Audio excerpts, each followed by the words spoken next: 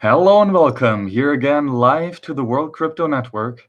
Today we have a amazing show for you guys because we're going to talk with Giacomo Succo. Giacomo, say hi, what's up? Hi, everybody. I'm very fine. Thanks. Honored to be here. Oh, we are honored to have you, absolutely, Giacomo. And we're also we're joined by Coin Package. What's up? You just were on the show with Thomas, so back to back. Yeah, back-to-back shows today. But yeah, happy to be on the show and talk some cypherpunks. Yes, because that is the topic, why the cypherpunks created Bitcoin. And we're not just going to talk about that, we're going to talk about whatever we want to talk about.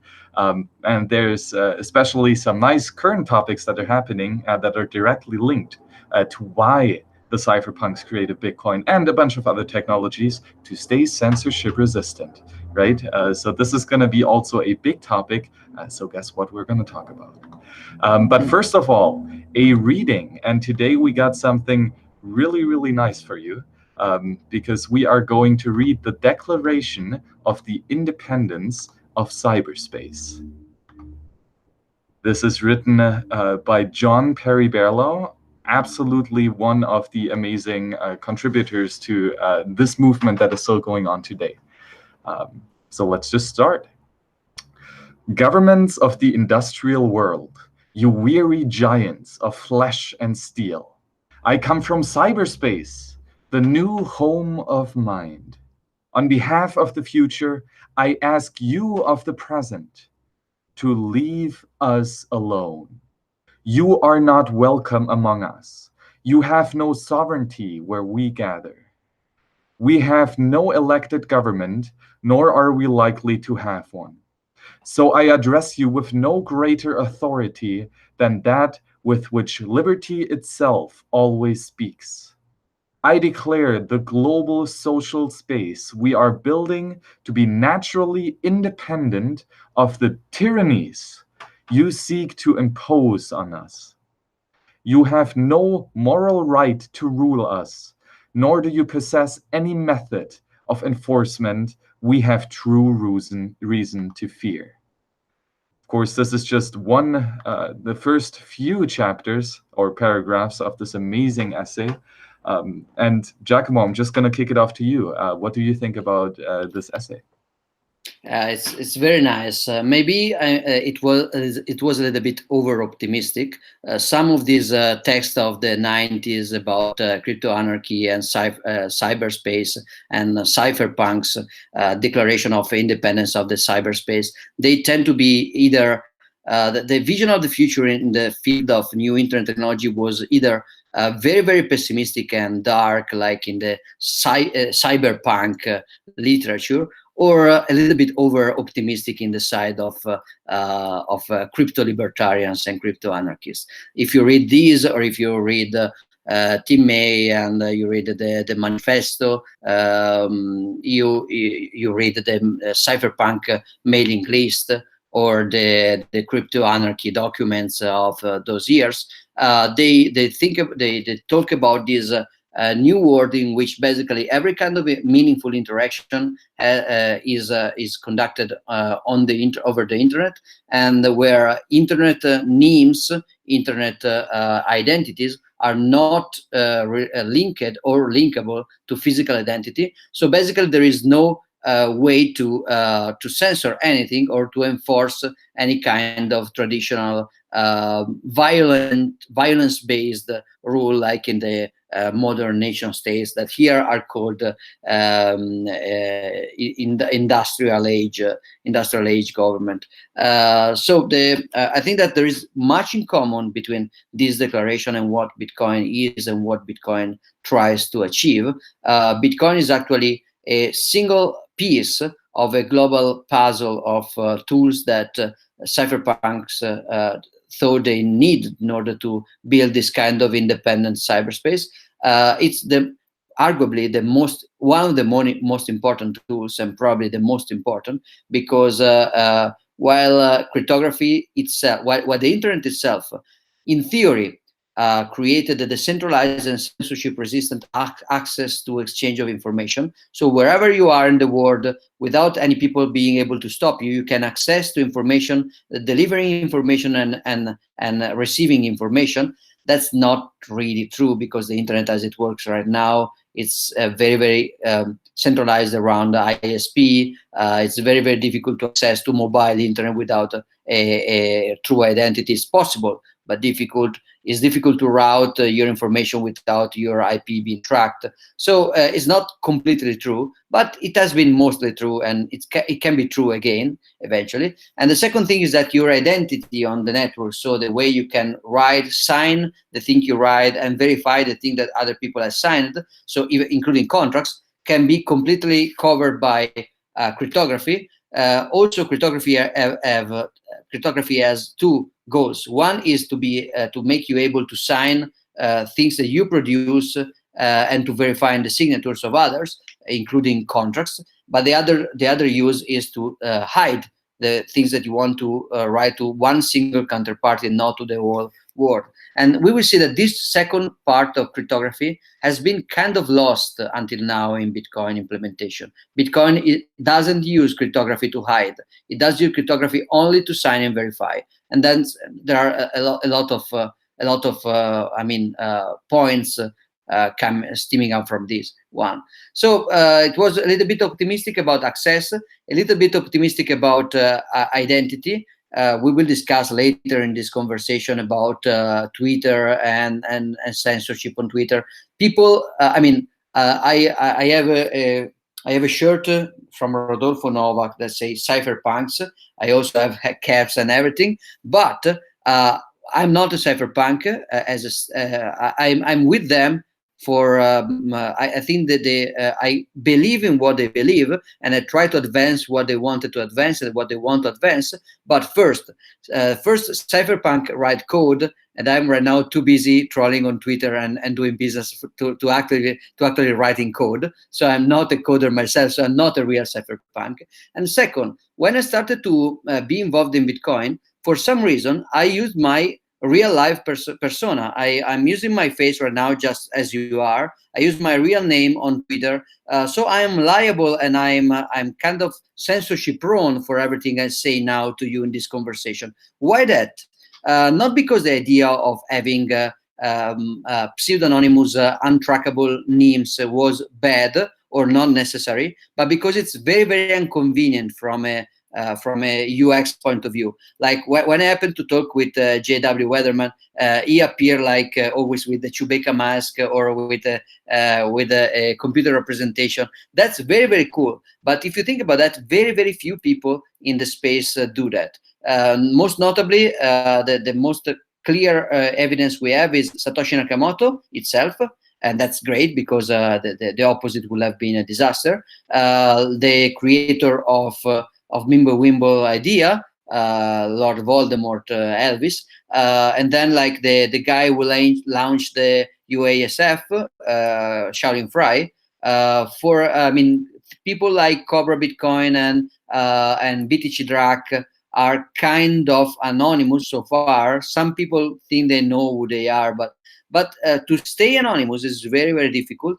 And in this conversation, we will see that speaking with coin without the feedback of the facial expression is is slightly more difficult than speaking between us. So that's a great plan. That's a great program. That's a great agenda.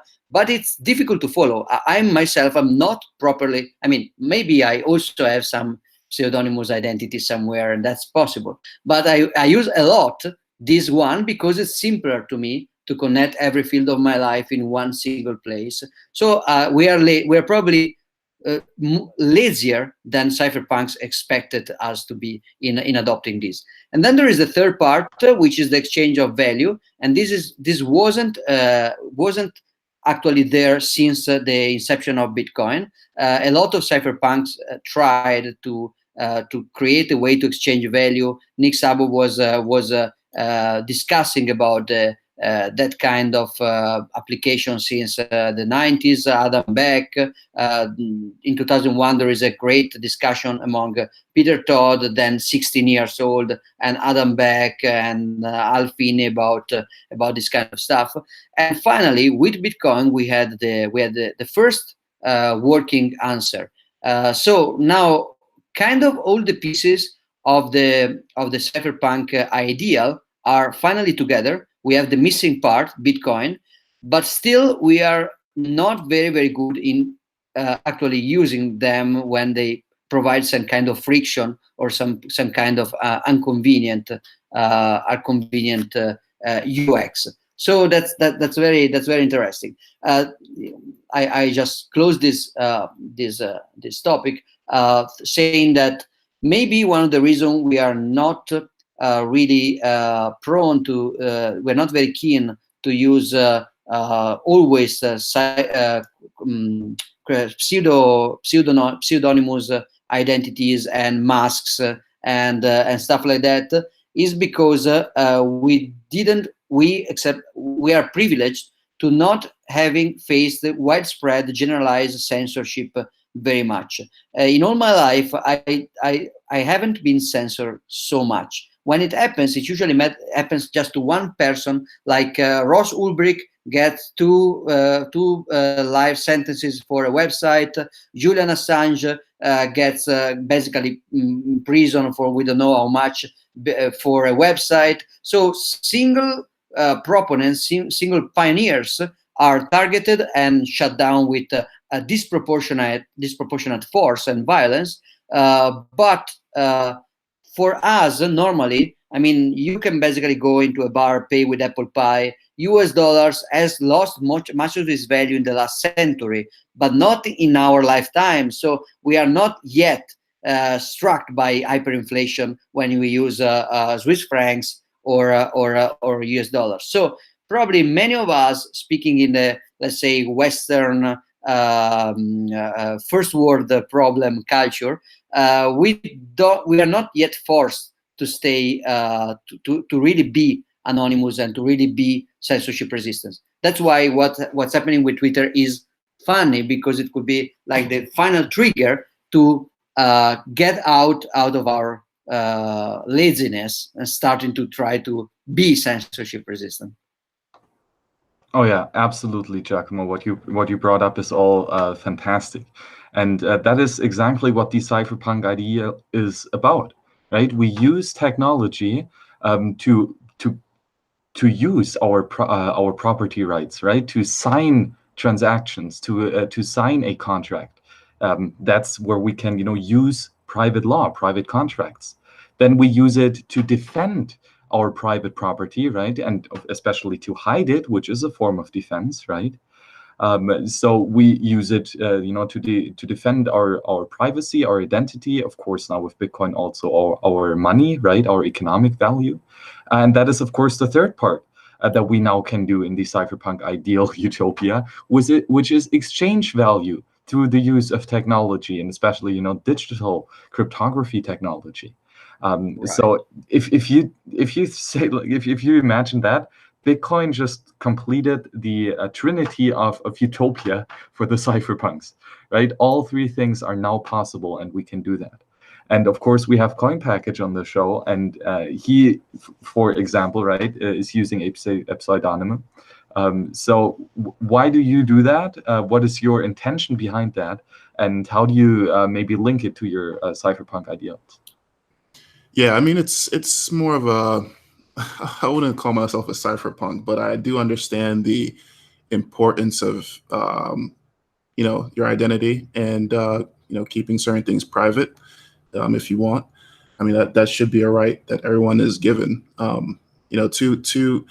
mean, I think like the past 10 years and maybe 15 years where social media has really erupted, we really trained ourselves to just share everything we have, like every single aspect of our lives.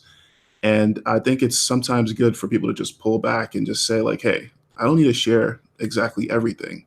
I should, I can share what I want, but these people that I don't know, I don't need to give them exactly my whole life. So for me, I mean, it's just something I like to start off with. This is the internet we're talking about. This is wide open. You're dealing with a lot. People have families. You know, you have a choice whether you want to, you know, use your real name, your real image, your real video, your real audio. You have that choice, but you don't necessarily have to do it, and you shouldn't feel bad about, you know, doing it. You know, so that's just my perspective, though. If I may comment on that, there is a. I think Yes, that there is well, there is a point there. Like CoinPackage is right. I mean, the important thing is just to have a choice. So I'm choosing to come here with my face because I'm lazy, and he's choosing to come here with a pseudonymous, which is admittedly cooler and probably is even safer on a on the big in the big picture, let's say. But it's harder in many ways. The thing is that it's a choice. The technology we have already provides us with the choice, so we can use this kind of privacy tools or not. But there is a problem there that if it's not convenient for most of us to use them, so if many of us choose to not use these tools, so even the utility for people that do choose to use these tools is severely reduced. And when we will have to use this tool because we need to, because we have some kinds of emergency, some kind of sudden censorship or sudden risk, we will not be trained and able to use it. So I think that being myself an example of not a good cypherpunk at all, it's very bad that we didn't find yet a way to make the majority of the people to find this kind of tools more convenient than the legacy centralized censorship prone tools. Just to make an example, if you are in Bitcoin and everybody is using easy to censor, easy to track transaction from the exchange to another exchange, super easy to de-anonymize on the blockchain, and very few people is using Join Market or a Tumblr or something like that, then even if we have the technology to create fungibility in our funds and to mix our funds, we have the technology, but there is no liquidity there. There is no anonymity set. We are the only one doing that.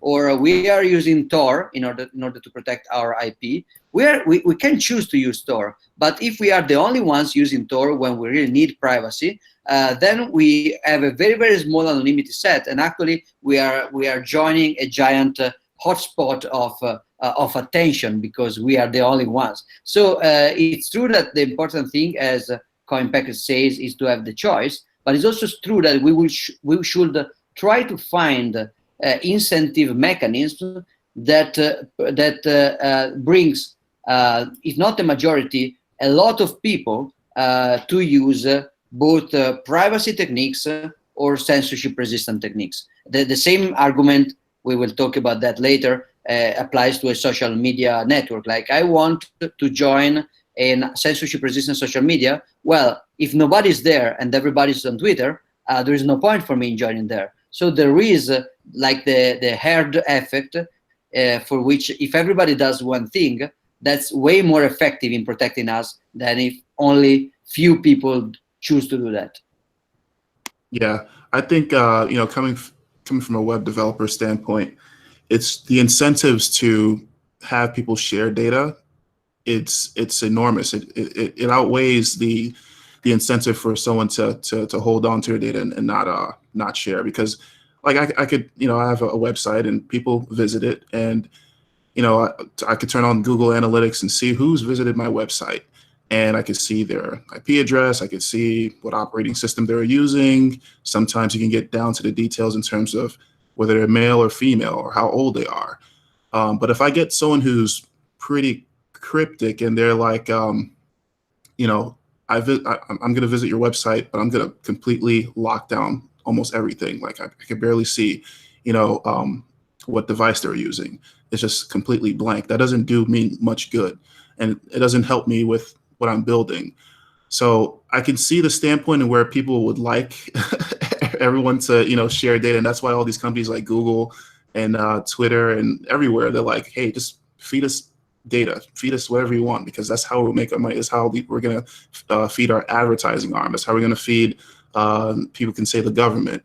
So it's interesting, and I want to ask that question where it's like, from a cypherpunk's perspective, would they want everyone to be like them? I don't know. I don't think so. That's a very good question, and your point is very good. Like the revenue model of technology right now is a revenue model, especially in the software world, is a mostly revenue model of free stuff, which is paid with personal information. So how do we build tools and services? Google Analytics is providing you with useful data, but you don't pay for Google Analytics. Probably you just or if you do, you do it marginally, because Google provides a lot of services for free in exchange of access to a lot of data that it will use for in order to sell this kind of information to other third parties. So we have the revenue model of the new internet economy is based on people not trying to be private. And in the Bitcoin world, this has an effect. Like I was when I was briefly working with Lawrence Daume to the wallet Green Address wallet, we were discussing about business models and revenue models and evaluation models for our investors. And it was very, very strange, because usually a technology product, the first thing that you look into a technology product is the intellectual property. But we are in the open source MIT field, where sometimes there is some kind of industrial secret, but there is never any kind of patent or intellectual property. So that cannot work. So maybe we, instead of that, we can, people is used to create closed boxes, like closed ecosystem, to lock in the user, like Apple, like Microsoft. Like you want your user locked in this little box, so it cannot interoperate with external. But Bitcoin is all about interoperability and open standards, and everybody, every wallet being able to pay every wallet, every Lightning Network node being able to route any other Lightning Network route, any seed being stored backupable in any other wallet, and so on. So there is not that kind of revenue model. So the third revenue model that services are using in the startup internet era is it's free, but we get your data. And this is really at odds with the original cypherpunk idea of having people free from coercion, because the violent organization like the governments cannot find them physically. So there is no physical violence possible, because there is no the physical link between the online action and the offline body. So that's very interesting. How do we fund the development of software and services and ideas and projects in a world in which the data of the people is mostly private, if we don't have that kind of revenue stream, which is selling your users information? That's a good point. Yeah, Max, you got any input here? Because I think know. Max Max is out for a while. I hope we are still live, but our host is down for since a minute. Oh, yeah, I think we're still live. But yeah, that's a good question, because I always thought this myself. I mean, if everyone is private, then how do we interact normally? Like, let's say I need to employ someone, but they're completely private. How do I know about their history and things like that? They would have to volunteer, they would have to voluntarily, share that information, with me. But I won't be able to do what companies do now, which is go on your Facebook profile or your LinkedIn profile and get so much data on you and already almost make a decision on you before they even have the interview. Yeah, reputation and risk assessment become way more difficult without. So in the cypherpunk world, in a realized cypherpunk world, law enforcement becomes very, very difficult, and that's from a crypto anarchy perspective very, very good. But also normal things that we do in the business, which is basically risk assessment, credit risk assessment, like how do I lend money when people is pseudonymous? The good thing is that with pseudonymity and names, you can create reputation without identity. So you can create a situation in which if I have to lend you money, you can sign a message with a key that signed previous things in order to show me that you can prove me that you have done something in the past. But there are two difficulties. The first is that you cannot prove me that you didn't have done something in the past. Like you can with cryptography, you can prove me that you are the same pseudonymous people that said something else, but you cannot prove that you are not some other pseudonymous people that I accuse you to be. So you cannot prove that you are not that sack puppet. And second, maintain different identities. I find it on myself is a lot of friction. So I don't want to go on Twitter and to manage my work identity, my private family identity. Even when I remember when Google Plus and then Facebook came up with lists, so you can share part of your life only with some specific people. So I had the technical capability to select lists in order to share information very selectively. I didn't use it because it's very, very demanding it's very, very challenging to do the effort to select where you're sending your information. The easy option is just to share it with my Facebook is on default on public. Maybe I just don't share what I don't want to share, but then when I do share, I share basically everything to everyone without discrimination, which is bad. So that's another thing that you cannot that's another reality that is a little bit incompatible with the complete cypherpunk dream. Yeah, Well, I agree. Yes, I agree with pretty much all you guys said. But I think the importance is to also realize how important reputation is, right? Because reputation is, especially in a free and voluntary market, it is important to organize business, right? Because it does create a level of trust. If we do business on a recurring basis, and I know who you are, I can, I can trust you with that. And this means that we can engage in much more complex and deeper production stages, which will lead to more prosperity, right? So yes, reputation is important in the economic sense, and also, on the intellectual basis.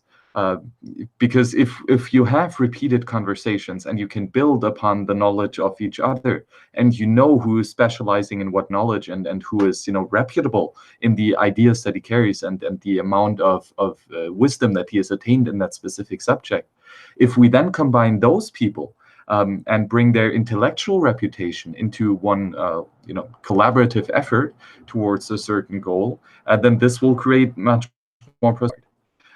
So coin package, you of course are anonymous or pseudonymous here.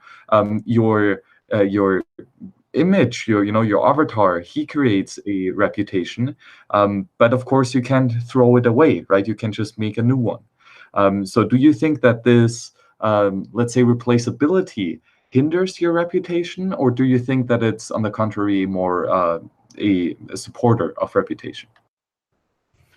It's still I think it's both, because I can throw away the reputation easily, which is just a good feature to have, but at the end of the day I still want to build my reputation up where I'm at least trustworthy, when I'm dealing with other individuals. But that just to have that option to just throw it away, like if things get bad I could just discard it, that's great. So I think, for example, that one of the problems here is, as we said at the beginning of the conversation, bandwidth. So, for example, the level of, that people can rely on your reputation will be necessarily very, very concentrated around some specific skills. So, for example, if you are a developer with a pseudonymous Git username and you are contributing on GitHub, you can create a reputation there, because people can you can basically see your contribution history, and I can see that you consistently that you are a great developer, that you did great things. What I don't know is basically everything else about you. And so far, human interaction, even in professional, I mean, outside very specialist fields, it's kind of difficult to judge relationship with people only about past output on a very specific task. Just to make you an example, while the job of a developer would be probably possible to do with a pseudonym, not easy but possible, and I know some developers that kind of do that. My job in the last years as a consultant and teacher and basically biz developer would be basically impossible with only with the pseudonymous, because without my face, my written code is not enough to prove who I am or why or how I can be useful to other people. So it's I mean, we have that option, and that's great. And the big advantage, as you said, is that you can drop that option and you can be free from any consequences. But the bandwidth that you can, of the information about you that you can deliver with that kind of option is so much reduced that so far it's very difficult to adopt this kind of strategy in a general context.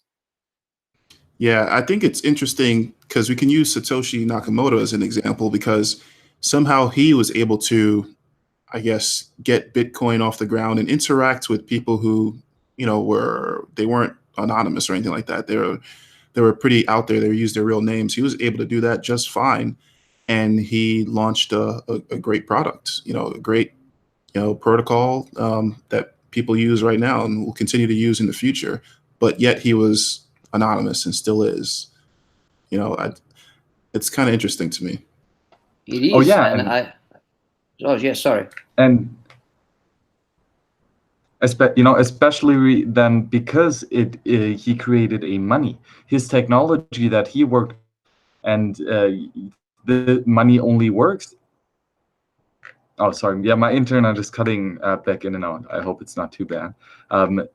Because Satoshi Nakamoto worked on the technology of money, right? He had to make it politically neutral, because only then it is a sound money.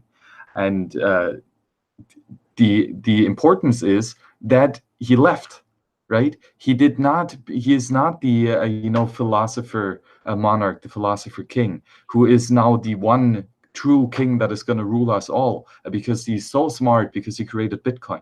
No, he's not that. He left because there is no authority in Bitcoin. There is not even the creator has any authority over it. As a matter of fact, he's gone. So this, you know, ability to hide, to use cryptography, and of course, you know, pseudonymous accounts to, you know, spin up a new ego, a new meme on the internet, and let that guy do something and then disappear. So do you think that Bitcoin could or would be the same if Satoshi that is still around? Of course not. It would be basically an Ethereum, you know, the first Ethereum, where we have like a monarch who is who can do things like rolling back the blockchain and all sorts of powerful things. But I guess just to circle back, I mean, everyone says that Satoshi left, but being private like that, there's still an open door for him to come back, right? Yeah, a few comments about that. So first of all, previously Coinpackers say that it's nice to have a disposable pseudonymous identity, so that if things goes south, you can ditch it. But it's interesting that in the case of Satoshi, he did probably ditch it, not because things were going badly, but because they were going too well. So it was an opposite example of utility of having a disposable identity. Of course, we don't know if we still has access to that identity and if we can come back eventually, but we know that it could now be like, if I decide to live forever everything I'm working on, I cannot work to something else because people can still be able to track me down and ask me questions. While Satoshi could leave Bitcoin and maybe continue contributing to Bitcoin under his real name or their real name or under other pseudonyms. So we don't even know if Satoshi really left. It's an interesting thing. Also, I like the comparison that CoinPex did about the what if Satoshi was a person with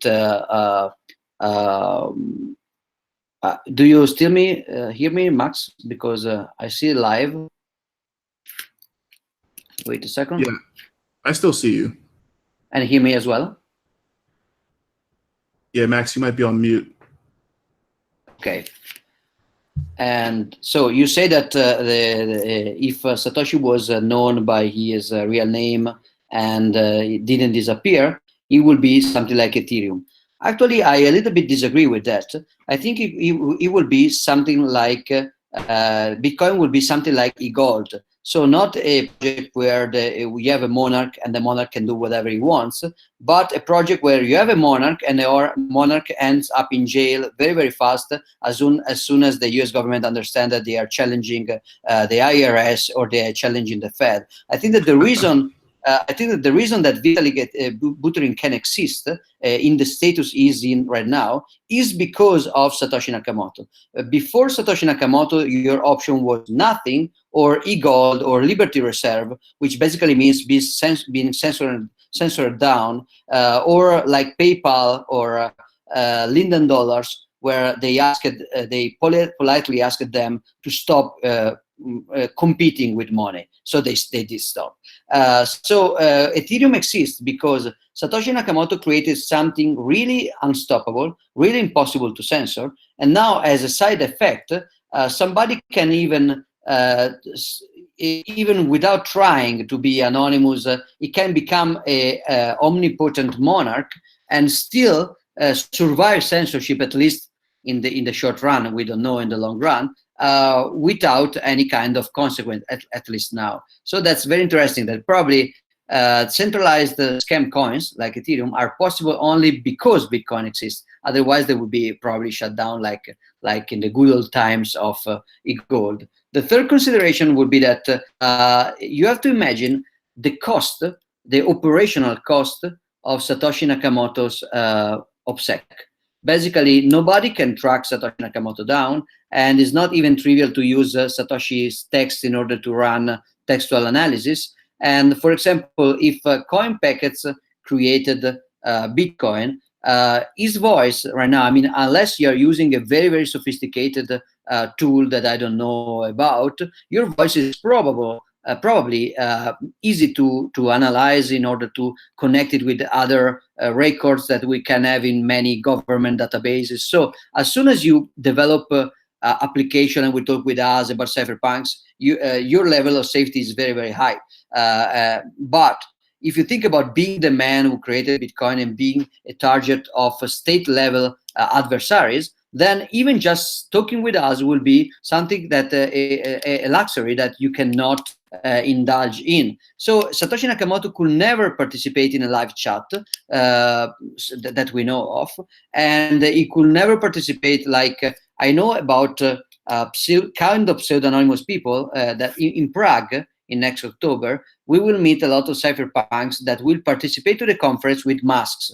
But with that level of target on his head, Satoshi Nakamoto could not even participate masked to a real life conference. So it's true that Satoshi Nakamoto managed to create something big, staying completely anonymous or pseudonymous and interacting with open identity people. But the cost of that kind of OPSEC, if you think about that, is crazy. I cannot even imagine how much paranoid you have to be Satoshi Nakamoto and to keep secrets as he did without leaving any kind of fingerprint in GMX servers or whatever.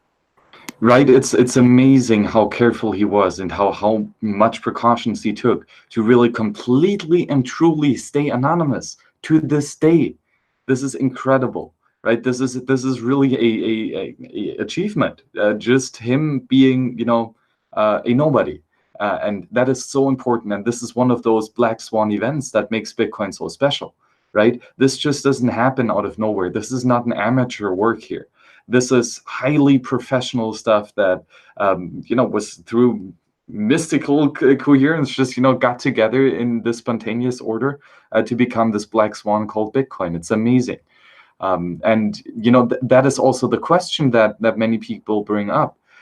If it is so incredibly difficult to protect our privacy, if it's so easy for others to violate our right to be left alone, right? That every smartphone that we have on us is now a spy camera and microphone of like the most sophisticated technology. If it's so easy for the adversary to break our rights, quote unquote, do we actually have them? If we cannot defend them, do we have the rights? Coin Package, what do you say about that question? Are rights only available because you can defend them, or do you have them regardless, or whether you can or not? Yeah, I think you have rights regardless, because you're a human being. You should be born with rights. And then obviously if someone's violating them, you have the right to defend them. And I just think from Satoshi's standpoint, like you said, it was the OPSEC was just enormous, and I don't think it should be like that. Maybe we're living in a weird paradigm where we think it's okay to feel bad about having costly OPSEC. Maybe we should think the other way around. Why is it so costly?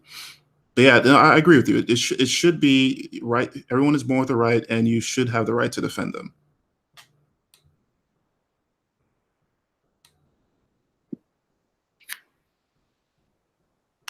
Giacomo, jump in.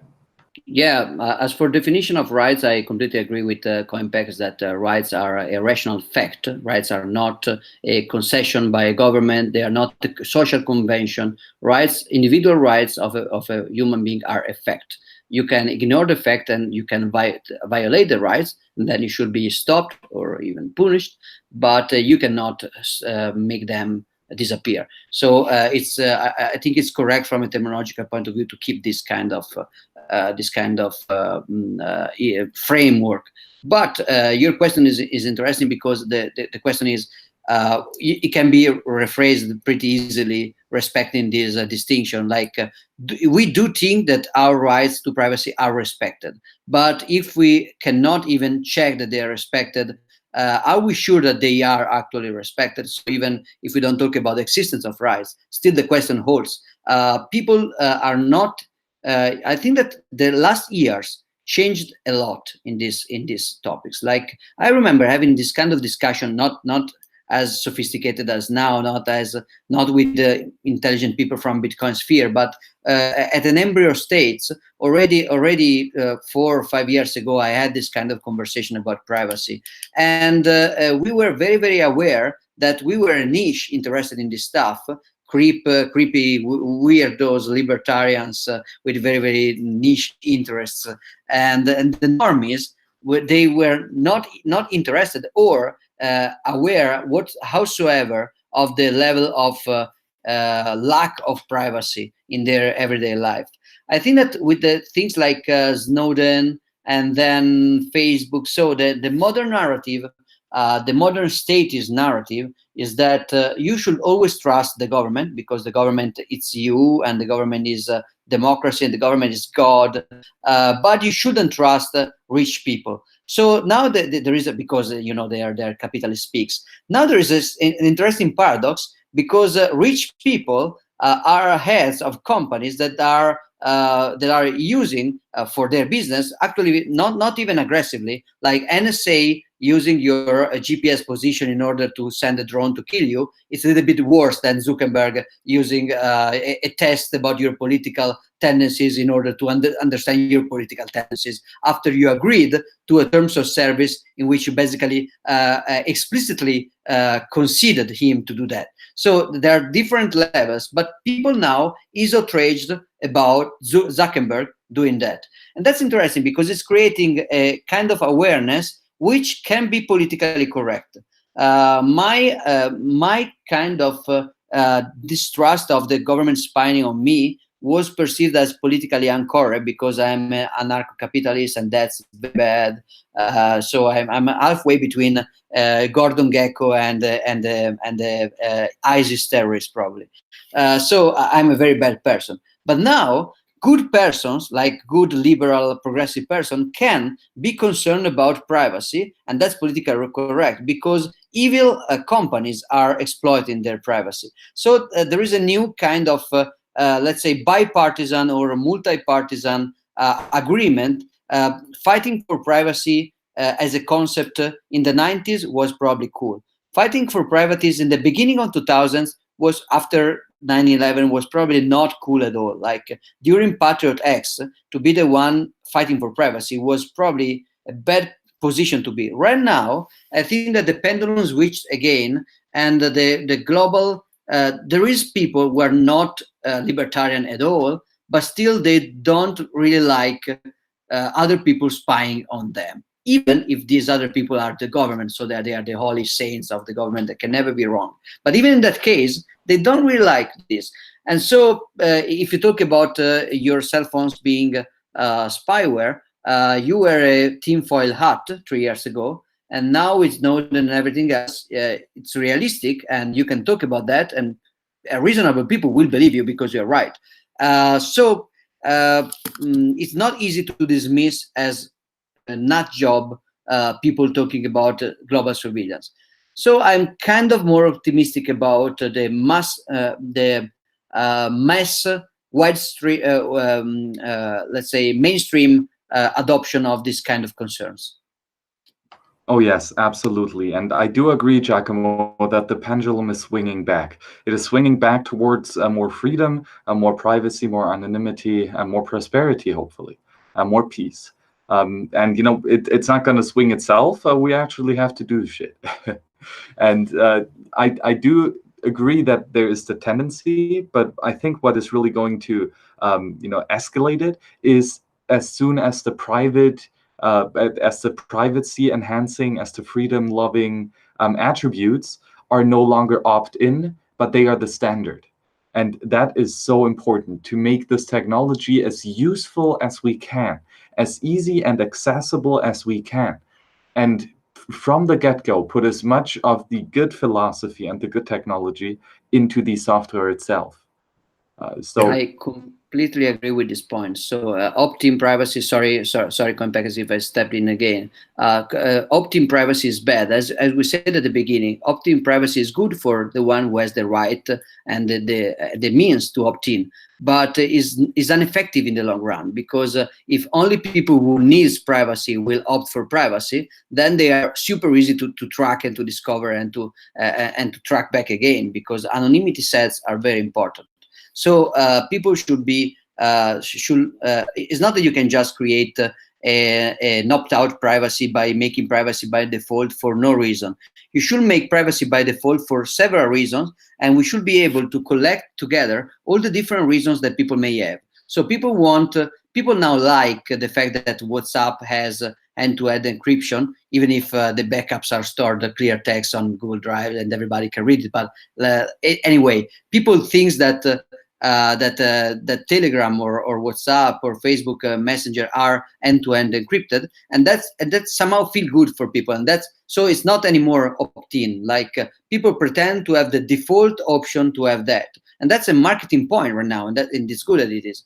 Also, another example could be so let's consider, for example, Zcash altcoin. Zcash altcoin is an altcoin in which you can have normal T transaction, which are super trackable like Bitcoin's one, and you can have zero knowledge based Z transaction. The Z transaction are more expensive to produce and to validate.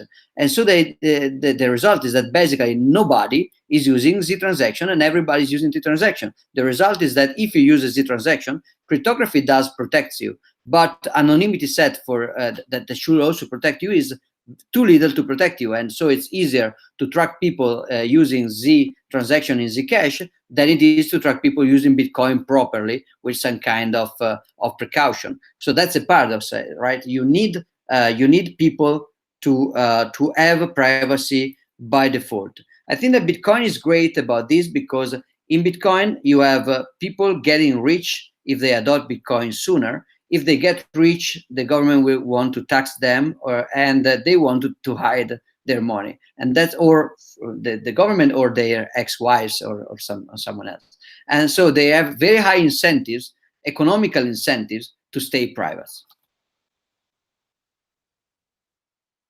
Yeah, no, I agree. It's insane. I mean, the thing is with privacy and people's rights, it should be on by default, but it's very easy for a narcissist, or not even a narcissist, maybe I wouldn't even say a sociopath, but just like a private company to take them away still from a normal individual. Because what's happening now is that, would like let's say, to elaborate on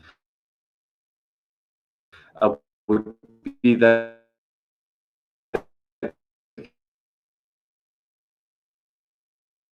you said that the up in private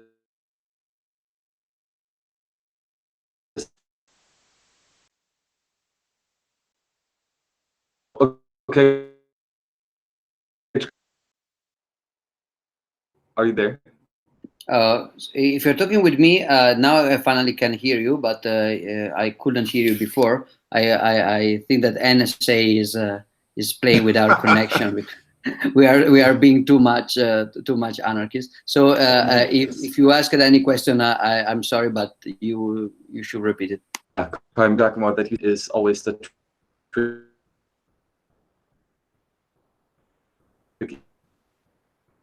I cannot get you guys. Sorry. Do you guys hear me? I do. Okay. Wow. Yeah, the NSA is all over this one. I can hear you very well, coin packets. While when Max tries to speak, I hear just few bits of his voice. Oh wow. I guess we could continue then. I was just rambling on about how easy it is for like the a private corporation or a sociopath to steal people's rights, even if you have it on by default. Because like, for example, like someone can get a cell phone, right? And you have the option to not allow certain apps to take your data or whatever. They kind of warn you like, hey, if you download this app, we're gonna access your camera, we're gonna access your contacts, we're gonna access all your speaker, your microphone, and people see this. But since it's Instagram and their girlfriends are using Instagram and all these other people are using Instagram and famous people are using Instagram, they forego that and they just completely install the app and just let it do what it needs to do. And there goes their rights right there. But it's for the sake of convenience for them. So people are trading away their rights for convenience, which is not good, and it's becoming monetized in this day and age. Yeah, in a way, I could even think that maybe the best combination for retaining some privacy is to always have one public figure and one public identity and some side